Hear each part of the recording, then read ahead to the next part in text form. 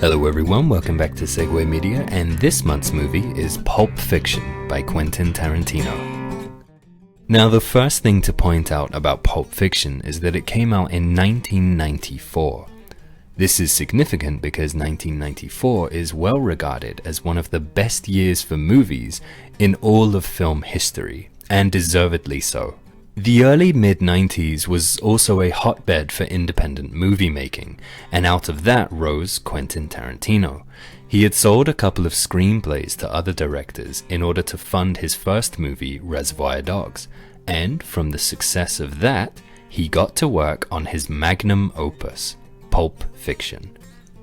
I bring all this up because this is a gangster movie, and the gangster genre is debatably the most revered of all.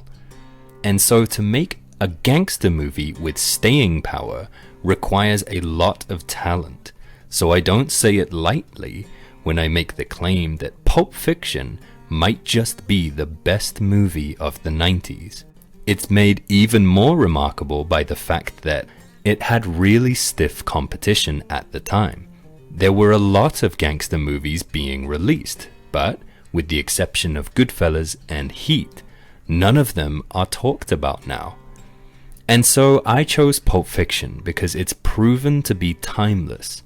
26 years on, and it is still on the top of a lot of people's lists of favorite movies of all time, and I would honestly count myself among them.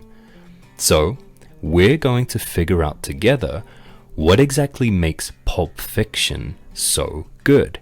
The story takes place in LA and centers around various gangsters carrying out their business when things invariably go wrong. It's actually more like 3 short stories or vignettes that intertwine and are told out of chronological order. Each story has an unseen effect on the events of the other stories, meaning each time you watch Pulp Fiction, you'll likely pick up on some hidden details from one story that are relevant to another. I believe this is one of the main reasons the movie is so beloved. Even now, people are discovering new things. But all that aside, each story is focused and completely refined, making for a lot of rewatch value.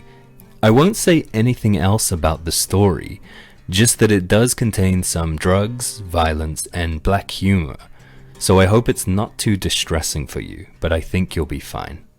At Segue Media, we've covered a myriad of writing and directing techniques across a lot of different movies.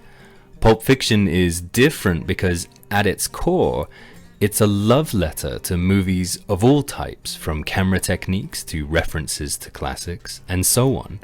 And as such, it combines a lot of elements that we've already explored, and it does so all in one film. This includes, but is not limited to, foreshadowing, aka early hints at things to come, which we covered in Blade Runner. Typecasting, aka an actor is chosen specifically for a role, which we covered in Forbidden Planet. And subtext, aka what does the text really mean, which we covered in Ordinary People. If you didn't catch all of those classes, then don't worry, I'll be re-explaining everything in this class. But if you do recall those lessons, then this will be a great refresher course for you.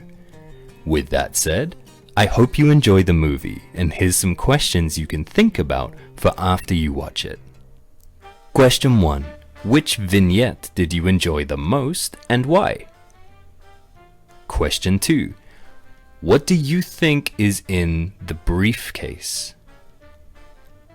Question 3. Can you tell me any single example of either foreshadowing or subtext?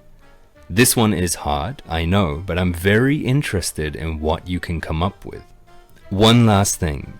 Thank you so much for 1 year of Segue Media. I'm happy to kick things off in our second year with Pulp Fiction, and I hope we move from strength to strength until year 3.